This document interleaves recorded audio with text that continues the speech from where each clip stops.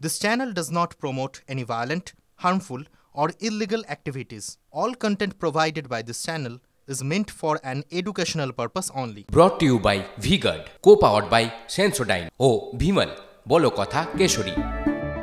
Associate sponsor Ultratech Cement. Supreme কোর্টে আপাতত পরিসংখ্যান পেশ করতে চলেছে এসএসসি।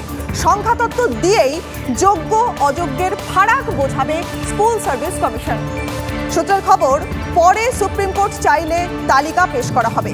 আপাতত সুপ্রিম কোর্টে যোগ্য অযোগ্য তালিকা জমা না পড়ার সম্ভাবনা রয়েছে। আমাদের প্রতিনিধি সুমন মহাপাত্র রয়েছে আমাদের সঙ্গে।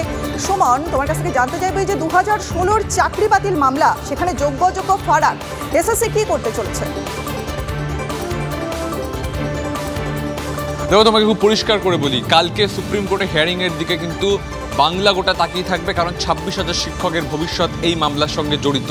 এবং সেখানে যেটা আমরা জানতে পারছি, স্কুল সার্ভিস কমিশন তারা একটা স্ট্যাটিস্টিক্যাল রিপোর্ট পেশ করবে সুপ্রিম কোর্টের কাছে, যেখানে লেখা থাকবে যে সিবিআই সিজ করা ওএমআরের বেসিসে, আমাদের র্যাঙ্ক জাম্পিংয়ের নথির ভিত্তিতে এবং অন্যান্য প্রমাণের ভিত্তিতে এই এতজনকে আমরা শনাক্ত করেছি যারা আপাত দৃষ্টিতে অযোগ্য, যাদের বিরুদ্ধে দুর্নীতির অভিযোগ রয়েছে, রাদার যাদের বিরুদ্ধে বেনিয়মের অভিযোগ রয়েছে। তাই এই হচ্ছে এই সংখ্যাটা। স্বাভাবিকভাবে রেস্ট অফ দ্য অল তারা যোগ্য, এভাবেই কিন্তু স্ট্যাটিস্টিক্যাল রিপোর্ট শুধুমাত্র পেশ করবে এসএসসি। আপাতত কিন্তু কোনো তালিকা জমা পড়বে না, যে এটা যোগ্যদের তালিকা, এটা অযোগ্যদের তালিকা, এটা কিন্তু হচ্ছে না আগামীকাল। এখনও যা সম্ভাবনা, সেখানে শুধুমাত্র পরিসংখ্যান জমা পড়বে। পরবর্তীকালে সুপ্রিম কোর্টের যে ডিরেকশন থাকবে, সুপ্রিম কোর্ট যদি কিছু চায়, সুপ্রিম কোর্ট যদি কিছু নির্দেশ দেয়, সেটা পালন করবে এসএসসি।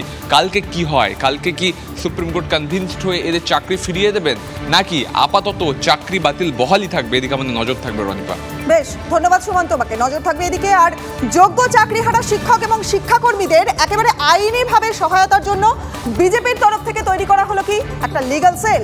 5 সদস্যের লিগ্যাল সেলে 5 জন আইনজীবী, তিলক মিত্র, রাহুল সরকার, কৌস্তব চ্যাটার্জি, সহস্রাংশু ভট্টাচার্য এবং সুকান্ত চ্যাটার্জি থাকছেন।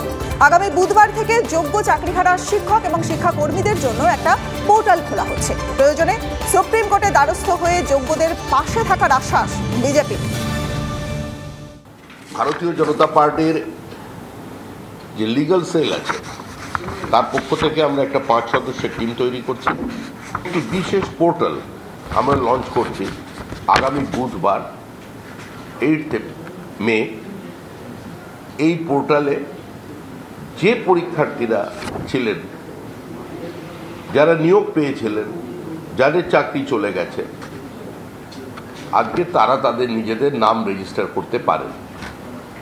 আমরা প্রয়োজনে হাইকোর্ট এবং সুপ্রিম কোর্ট পর্যন্ত গিয়ে তাদের জন্য যত প্রকার আইনি সহযোগিতার প্রয়োজন, তার খরচা বহন করা থেকে শুরু করে তাদের সর্বত প্রকার সহযোগিতা আমাদের দলের পক্ষ থেকে আমরা করতে অঙ্গীকারবদ্ধ।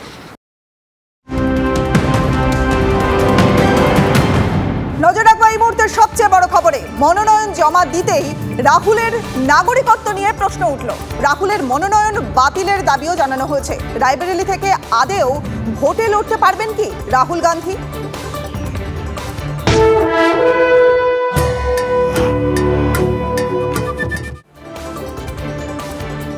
ভোটের আবহে একের পর এক অশান্তির খবর পাওয়া যাচ্ছে। আর তারই মধ্যে শামশেরগঞ্জে তৃণমূলের পোস্টার ছেঁড়া ঘিরে একেবারে উত্তেজনা তুঙ্গে। অভিষেক বন্দ্যোপাধ্যায়ের সভা, রোড শোর আগে পোস্টার ছেঁড়ার অভিযোগ উঠল। এসডিপিওর মোড় থেকে কাঁকুড়িয়া মোড় পর্যন্ত রোড শো অভিষেকের। পোস্টার ছেঁড়ার অভিযোগ কংগ্রেসের বিরুদ্ধে। অভিযোগ অস্বীকার করেছে কংগ্রেস। ভোটের 24 ঘন্টা আগে উত্তেজনা দক্ষিণ মালদার অন্তর্গত, দক্ষিণ মালদার লোকসভার অন্তর্গত শামশেরগঞ্জ বিধানসভা কেন্দ্রে। এখানে তৃণমূল প্রার্থী শাহনওয়াজ আলী রাহান, তার সমর্থনে অভিষেক বন্দ্যোপাধ্যায়ের সভা রয়েছে। সেই সভা ঘিরে পোস্টার পড়েছিল, সেই সমস্ত পোস্টার ছিঁড়ে ফেলা হয়েছে, এমনটাই অভিযোগ করা হচ্ছে। এবং তার উপরে কংগ্রেসের পোস্টার সাঁটিয়ে দেওয়া হয়েছে। এখানে হাতে নাতে ধরাও হয়েছে বলে অভিযোগ করছেন এখানকার যিনি তৃণমূলের বিধায়ক রয়েছেন, তৃণমূলের বিধায়ক আমিরুল ইসলাম। তিনি এসছেন ঘটনাস্থলে। এখানকার যারা তৃণমূল কর্মী সমর্থক রয়েছেন, তারা বলছেন কাকুরিয়া মোড়, তিনপুকুরিয়া, এই সমস্ত অঞ্চলে যে পোস্টার পড়েছিল অভিষেক বন্দ্যোপাধ্যায়ের সভাকে ঘিরে, সেই সমস্ত পোস্টার ছিঁড়ে ফেলা হয়েছে। এখানে বিধায়ক সাহেব রয়েছেন, তৃণমূল বিধায়ক। যে আমাদের দলের কিছু পতাকা খুলেনি, পতাকা অনেক জায়গায় খুলে নিয়েছে, অনেক হোর্ডিং ব্যানার ছিঁড়ে দিয়েছে। এবং আমাদের যে সিম্বল জোড়া ফুল এবং আমাদের যে জনগণের গর্জন যে পোস্টার, তার উপরে কংগ্রেসিরা পোস্টার মেরেছে। আমাদের এই শামশেরগঞ্জ শান্তিপূর্ণ এলাকা, শান্তিপূর্ণভাবে এখানে ভোটের প্রচার পর্ব চলছিল। কোথাও কোনো অপ্রীতিকর কোনো ঘটনা ঘটেনি, কোথাও কোনো অভিযোগ নেই। তারপরেও হঠাৎ করে আমরা দেখছি শুধু কাঁকুড়িয়া মোড়ে নয়, বাবুপুর, হাউসনগর থেকে শুরু করে আমাদের স্টার্টিং পয়েন্টেও ফ্লেক্স ছেঁড়া হয়েছে। বিধায়ক, তৃণমূল বিধায়ক, শামশেরগঞ্জের তৃণমূল বিধায়ক আমিরুল ইসলাম, তিনি অভিযোগ করছেন যে তারা দুজনকে হাতে নাতে ধরেছেন। সব মিলিয়ে শামশেরগঞ্জ বরাবরই ভোটের নিরিখে স্পর্শকাতর জেলা হিসেবে চিহ্নিত থাকে, স্পর্শকাতর এলাকা হিসেবে চিহ্নিত থাকে। সেখানে মাত্র 24 ঘন্টা আগে এই ধরনের ঘটনা নিশ্চিতভাবেই তাৎপর্যপূর্ণ। ক্যামেরায় অমিত দাসের সঙ্গে Sourav Dutta, TV9 Bangla, Shamsherganj. Brought to you by V-Guard, co-powered by Sensodyne ও ভিমল, বলো কথা কেশরী। Associate sponsor UltraTech cement.